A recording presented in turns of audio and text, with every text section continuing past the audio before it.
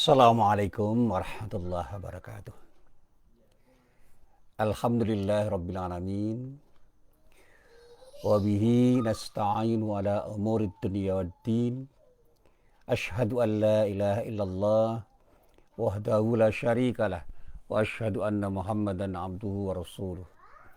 Allahumma salli wa sallim ala nabiyyina Muhammad wa ala alihi wa sahbihi wa man wala. Amma ba'd.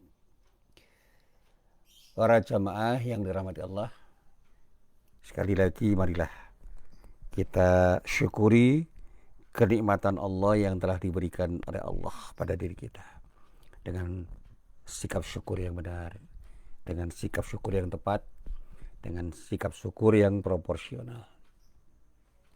Kita gunakan semua kenikmatan Allah itu dalam rangka untuk melaksanakan kewajiban kita di dalam beribadah kepada Allah.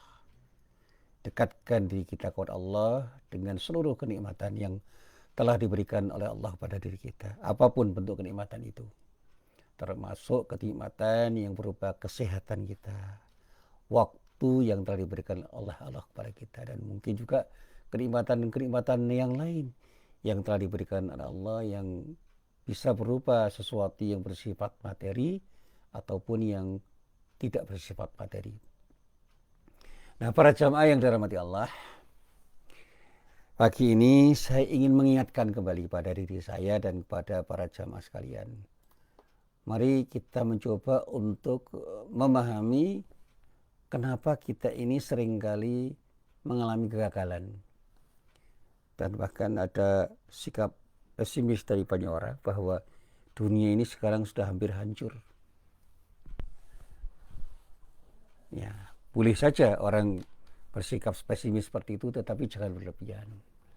Kita harus punya sikap optimis bahwa selama kita ini benar-benar berjalan di jalan yang benar, insya Allah Allah akan ridho terhadap apa yang kita jalani. Tetapi sebaliknya, ketika kita berjalan di jalan yang salah, boleh jadi Allah membiarkan diri kita, tetapi Allah tidak ridho, Allah tidak rela. Dan ketidakrelaan Allah itu mungkin saja mengakibatkan kehancuran bagi diri kita. Sebab kehancuran dunia itu terjadi sebagai akibat dari kerusakan yang dilakukan oleh manusia yang seringkali tidak bersahabat dengan alam. Dan pada saatnya justru menjadi mufsid, perusak alam. Dia tidak hanya menjadi fasid, orang yang rusak, tetapi mufsid. Tetapi juga menjadi mufsid, orang yang merusak. Padahal kita ini seharusnya menjadi orang yang saleh, orang yang baik, dan menjadi orang yang muslih, orang yang mau melakukan tindakan yang baik dalam rangka untuk memperbaiki semuanya dan melestarikan kebaikan yang ada. Ada satu buku yang populer yang berjudul The Rise and Fall of the Great Powers yang ditulis oleh Paul Kennedy. Yang di dalam buku itu ditutup oleh penulisnya dengan bab The United States, the problem of number one in relative decline. Jadi ada bab tersendiri yang ditulis oleh penulisnya, itu yang diberi judul The United States, nah ini, the problem of number one in relative decline. Tentu saja ini yang dibidik adalah Amerika Serikat. United States ya mesti Amerika. Dan judul populernya itu kemudian mengakibatkan orang itu penasaran untuk membaca. The Rise and Fall of the Great Powers. Ya, kekuatan yang luar biasa itu bisa satu saat menjadi hebat, tumbuh menjadi kekuatan yang hebat, tapi bisa jadi menjadi kekuatan yang lumpuh. Nah, di dalam buku ini Paul Kennedy memaparkan tanda-tanda kemunduran Amerika Serikat pada tahun 1985. Pada waktu itu utangnya sudah mencapai 1.823 miliar dolar. US dollar tentu saja. Nah, defisit neracanya dikatakan 202,8 miliar dolar. Dan pada tahun 2002 defisit neracanya diperkirakan telah mencapai 400 miliar dolar. Dengan politik unilateralnya, ambisi kuasanya, beban yang ditanggung Amerika Serikat semakin besar. Kemudian duit ditebar untuk melawan negara-negara lain. Dan ini dikatakan oleh Paul Kennedy bukan solusi, tetapi justru menambah masalah. Nah, sekarang ini katanya ada negara yang banyak utang dan justru semakin menambah utangnya untuk menyelesaikan persoalan negerinya, katanya. Tidak usah disebut negeri mana. Dan itu dipandang oleh para ekonom sebagai sesuatu yang sebenarnya tidak menyelesaikan masalah, tapi justru menambah beban. Jadi menambah masalah. Menyelesaikan masalah dengan menambah masalah. Meskipun orang bisa berdebat tentang masalah ini. Tapi bagaimanapun untuk sementara ini Amerika Serikat itu masih menjadi negara yang dikatakan superpower, negara terkuat. Dalam kata Paul Kennedy, dikatakan oleh beliau, dikatakan di dalam tulisannya itu, for all its economics and perhaps military decline, it remains in Pierre Hasner word, the decisive actor in every type of balance and issue, because it has so much power for good or evil. Ini kata Paul Kennedy. Jadi sementara ini memang Amerika Serikat itu masih menjadi negara terkuat. Meskipun dikatakan mereka punya masalah dengan ekonominya. Tetapi mereka masih punya power untuk bisa mengendalikan dunia. Nah, Nabi Muhammad SAW, saya masih ingat betul cerita dari guru saya. Itu menunjukkan sebuah rumus kehancuran peradaban dalam satu sabda beliau. Beliau katakan dalam simpulan yang saya pahami dari nasihat guru saya itu, hampir tiba suatu masa di mana berbagai bangsa atau kelompok itu mengeroyok kamu bagaikan orang-orang yang kelaparan mengerumuni hidangan mereka. Nah, karena itu kemudian sahabat banyak yang bertanya, apakah karena jumlah kami sedikit pada hari itu ya Rasulullah? Kemudian Rasulullah itu menjawab, tidak, bahkan jumlah kamu pada hari itu sangat banyak. Kamu menjadi mayoritas dalam arti kuantitas. Tetapi kualitasmu itu seperti buih. Laksana buih di waktu banjir. Allah mencabut rasa gentar terhadapmu dari hati musuh-musuhmu dan Allah akan menanamkan penyakit al-wahan. Nah, kemudian ada seorang yang bertanya, apakah yang disebut al-wahan ya Rasulullah? Rasulullah menjawab dengan tegas, cinta dunia dan takut mati. Hubbud dunia wa karahiyatul maut. Nah, disinilah kemudian saya mulai bertanya itu. Apa yang dinyatakan Rasulullah itu? Maknanya apa sebenarnya? Nah, para jamaah yang dirahmati Allah, kata kuncinya itu adalah hubbud dunia wa karahiyatul maut. Nah, saya mencoba untuk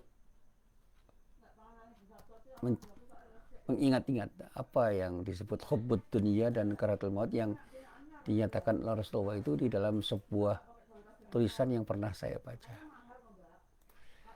Orang itu bisa saja mencintai dunia. Mencintai dunia itu tidak ada masalah ketika cintanya kepada dunia itu tidak mengakibatkan dia lupa kepada Allah. Tapi ada orang yang sangat cintanya kepada dunia, kemudian dia bersikap tamak untuk meraih apa saja untuk kepentingan dunianya, sehingga dia lupa kepada Allah. Dan dia tidak mau meninggalkan kepentingan dunianya, sehingga kematian itu menjadi sesuatu yang menakutkan, karena dengan matinya dirinya itu dia akan menjadi orang yang meninggalkan kenikmatan dunia. Sehingga kematian itu menjadi momok bagi dirinya.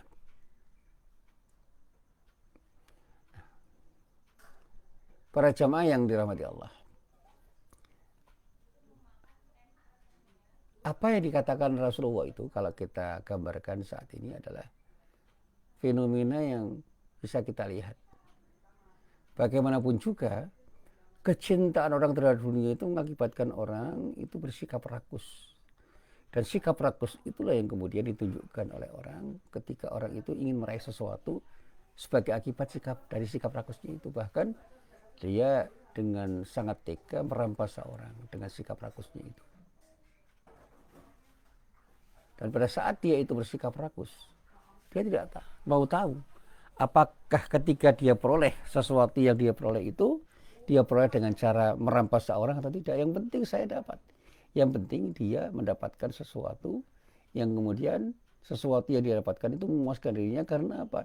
Dia haus dan tidak pernah puas dengan apa yang dia tekuk, termasuk ketika dia meraih kehidupan dunia dengan segala fasilitasnya yang membuat dia itu semakin rakus dan semakin rakus karena tidak pernah puas dengan apa yang dia peroleh. Makanya dikatakan hubbud dunya wa karahiyatul maut.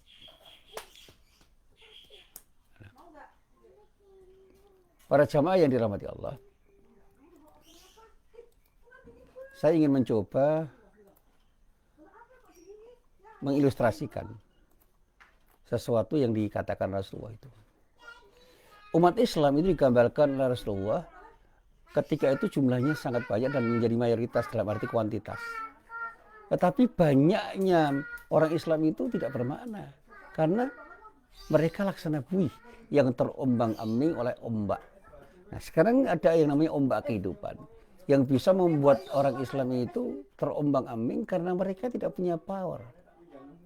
Dan sumber kehinaan orang Islam itu terletak pada sikap hubbud dunia, tamak terhadap dunia, sehingga dia itu tidak bisa diajak berjuang untuk menegakkan Islam karena takut kepentingan duniawinya itu bisa hilang, selenyap sebagai akibat dari perjuangan yang dilakukan. Kebangkitan dan kehinaan suatu umat atau bangsa itu merupakan sunnatullah. Nah, kalau umat Islam itu tidak ingin kembali kepada Islam dan terjangkit penyakit hubbud dunia, selamanya umat Islam itu akan terus menjadi umat yang terhinakan. Dan pada saatnya nanti Allah akan musnahkan umat Islam itu seperti yang dikatakan di dalam beberapa hadis yang bisa kita gali maknanya dan menggantikan dengan generasi yang lain. Dan bahkan di dalam Al-Quran ada satu firman yang menyebutkan secara tegas, yaitu firman Allah yang terdapat di dalam surah Al-Maidah ayat 54. Di dalam firman-Nya Allah menyatakan, A'udzu billahi minasyaitonir rajim. Ya ayyuhalladzina amanu may yartadda minkum an dinihi fasawfa ya'tillahu biqaumin yuhibbuhum wa yuhibbunahu adillatin 'alal mu'minina 'izzatin 'alal kafirina yujahiduna fi sabilillah wa la yakhafuna laumata la'im. Dzalika fadlullahi yu'tihi man yasha. Allahu wasi'un 'alim. Hai orang-orang yang beriman, barang siapa di antara kamu yang murtad dari agamanya, maka kalau Allah akan datangkan suatu kaum yang akan mencintai mereka dan mereka pun mencintainya. Yang bersikap lemah lembut terhadap orang yang beriman, yang bersikap keras terhadap orang kafir, yang berjihad di jalan Allah, dan yang tidak takut pada celaan orang yang suka mencela. Itulah karunia Allah yang diberikan oleh Allah kepada siapapun yang dikehendaki olehnya. Dan Allah maha luas pemberiannya, lagi maha mengetahui. Nah, para jamaah yang dirahmati Allah, manusia-manusia yang bersikap tamak terhadap dunia itu tidak memiliki sikap cinta kepada Allah dan Rasulnya. Apalagi diajak untuk berjihad di jalan Allah, mereka hanya mementingkan syahwat dunia, mengejar dunia demi keuntungan dan kesenangan dirinya. Dan tamak dunia ini bisa menjauhkan setiap manusia dari sikap cinta pengorbanan yang menjadi salah satu asas kebangkitan sebuah bangsa dan peradaban. Jadi kalau kita ini sudah tidak punya jiwa berkorban, cinta pengorbanan, maka yang bisa terjadi bukan cinta pengorbanan, tapi suka mengorbankan orang lain karena cintanya kita terhadap sesuatu yang kita cintai lebih daripada cinta kita terhadap pengorbanan yang seharusnya kita miliki. Sekarang banyak orang jadi korban dari orang-orang yang tamak, rakus terhadap dunia. Ya, kalau kita melangkah untuk melihat di dunia bisnis dan dunia politik, banyak yang kasat mata. Bagaimana dalam dunia bisnis orang saling memakan, saling menyikut, saling menendang, saling meminggirkan, saling melemahkan satu sama lain. Jadi tidak ada kemitraan yang betul-betul mengisyaratkan kerjasama yang sangat kompetitif untuk melahirkan sebuah pertemanan yang melahirkan kebersamaan yang betul-betul diharapkan bisa membuat orang-orang itu bisa bersama-sama jaya. Apalagi kalau kita bicara dalam dunia politik praktis sekarang ini. Dunia politik praktis itu penuh dengan intrik. Tidak ada kompetisi yang sehat, yang ada konkurensi. Bagaimana orang saling melemahkan dan bahkan menjaga satu sama lain untuk membuat orang lain lemah, sementara dirinya itu puas dengan kekuatan yang dia peroleh dengan cara apapun, termasuk dengan cara menindas. Sehingga yang disebut kezaliman itu menjadi sesuatu yang bisa kita saksikan dari waktu ke waktu. Nah, saya pernah mengutip sebuah tulisan dari Amir Syakib Arsalan, seorang jurnalis dari Mesir yang berjudul Limadha ta'akhkharal muslimun wa limadha taqaddama ghairuhum. Dia menyatakan bagaimana besarnya sikap berkorban dari kaum Yahudi dan bangsa-bangsa Barat sehingga mereka mampu mengalahkan kaum muslimin di berbagai belahan dunia. Dia disebutkan pemuda-pemuda Italia dulu, dia katakan, merasa malu jika sampai umur 20 tahun masih ada di kampungnya. Mereka minta izin untuk pergi berperang melawan umat Islam. Bangsa Yahudi mampu menghimpun dana yang sangat besar dan ribuan milisi berani mati demi merebut tanah Palestina. Ini dia katakan dengan bahasa yang lugas. Kita bisa menengok sejarah. Kenapa kaum muslimin hancur di Andalusia setelah hampir 800 tahun memimpin negeri ini? Mengapa kota Yerusalem bisa diduduki pasukan salib yang jauh lebih rendah tingkat peradabannya? Mengapa bangsa Mongol yang sangat biadab dan barbar bisa menaklukkan Baghdad sehingga Baghdad takluk di bawah kepemimpinan bangsa Mongol pada tahun 1215? Dan bisa disimpulkan bahwa tamak dunia itu adalah sumber kehancuran peradaban Islam saat itu. Karena apa? Orang-orang Islam itu memang jumlahnya bisa jadi mayoritas, tetapi mereka punya penyakit wahan, cinta dunia dan takut mati. Mereka bersikap tamak. Ada juga sebuah buku yang berjudul Hakadha Dhahara Jilu Salahuddin wa Hakadha Adatul Quds, dari seorang penulis yang namanya Majid Irsan Al-Khilani. Dengan tepat beliau menggambarkan kondisi moralitas penguasa, ulama dan masyarakat di saat kejatuhan kota suci Yerusalem di tangan pasukan salib. Penyakit tamak dunia merajalela tidak hanya di kalangan penguasa, tapi juga di kalangan ulama. Jadi umara dan ulama itu sudah rusak karena dua-duanya punya penyakit tamak. Nah, sekarang ada nggak kejadian seperti itu? Ada nggak umara yang tamak? Ada nggak ulama yang tamak? Rakus dunia, penyakit wahan, ada nggak? Ya sudah nggak usah dikatakan, tetapi coba direnungkan. Penyakit tamak dunia itu bisa merajalela di kalangan penguasa, tetapi juga bisa di kalangan ulama. Mereka terjangkit penyakit wahan, sehingga umat Islam cenderung mengabaikan aktivitas amar ma'ruf nahi munkar. Amar ma'ruf nahi munkar itu menjadi sesuatu yang dijauhi.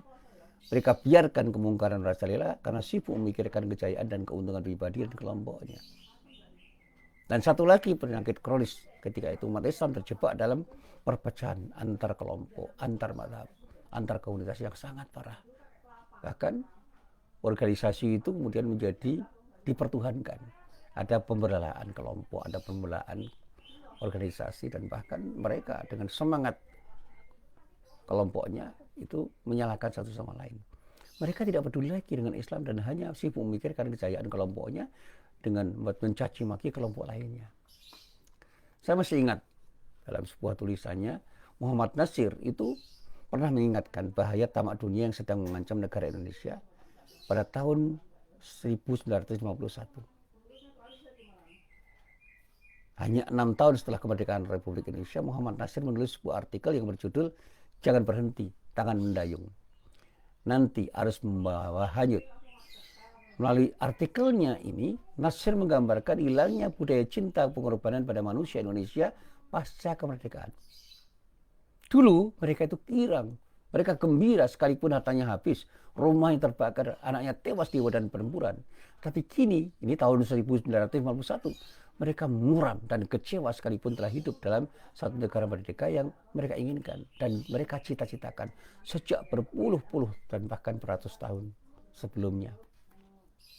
Semua orang menghitung pengorbanannya dan minta dihargai. Sengaja ditonjol-tonjolkan ke muka apa yang telah dikorbankannya itu dan menuntut supaya dihargai oleh masyarakat.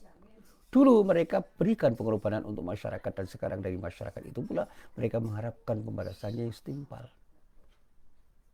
Bahkan saat itu timbul penyakit bakhil, pelit, bakhil keringat, bakhil waktu, dan merajalainya semangat serakah. Sifat serakah, rakus itu sudah merajalela. Orang bekerja tidak sepenuh hati, orang sudah keberatan memberikan keringatnya sekalipun untuk tugasnya sendiri. Dan bahkan diulanginya pada tahun 80-an, beliau juga berpesan kepada para sejumlah cendekiawan muslim yang mewawancarainya. Salah satu penyakit bangsa Indonesia termasuk umat Islam adalah berlebihan di dalam mencintai dunia. Di negara kita ini penyakit cinta dunia yang berlebihan itu merupakan gejala yang baru, tidak kita jumpai pada masa-masa revolusi dan bahkan pada masa Orde Lama kecuali pada sebagian kecil elit masyarakat. Tetapi gejala yang baru itu akhirnya kita lihat akhir-akhir ini terasa amat besar. Perkembangannya sebegitu rupa masif sehingga sudah menjadi wabah dalam masyarakat. Nah, kalau gejala ini dibiarkan berkembang terus, bukan saja umat Islam yang akan mengalami kejadian yang menimpas di kalangan mereka, misalnya di Spanyol, tetapi juga bagi bangsa kita pada umumnya akan mengalami persoalan yang serupa, persoalan yang serius, yaitu kehancuran. Kehancuran yang tidak kita harapkan. Jadi sekali lagi kehancuran itu bisa terjadi sebab akibat dari sikap rakus terhadap dunia yang oleh Rasulullah disebut dengan penyakit wahan, cinta dunia dan takut mati. Jadi Rasulullah sudah mengingatkan bahwa ada bahaya yang sangat besar yaitu tamak dunia. Inilah para jamaah yang saya hormati, sejarah sudah membuktikan dan kini kita bisa menilai apakah bangsa kita, bangsa yang banyak di dalamnya itu orang Islam, sedang menuju proses kebangkitan atau sedang mengalami kuburnya sendiri menuju proses kehancuran. Wallahu a'lam bishawab. Saya tidak yakin bahwa bangsa ini akan bisa bangkit kecuali ketika bangsa itu sadar bahwa kini sekarang mereka sedang ditimpa penyakit wahan atau tidak. Kalau sadar, segera hilangkan penyakit itu, segera obati, segera sembuhkan. Dan semuanya harus dimulai dari diri kita sendiri.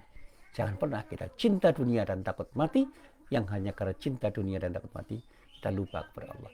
Ingatlah Allah untuk kemudian hilangkan sikap rakus terhadap dunia, dan pada saatnya kita genggam dunia untuk menuju kepentingan akhirat, dan pada saatnya kita akan justru menjadikan dunia itu sebagai alat untuk menuju kejayaan Islam.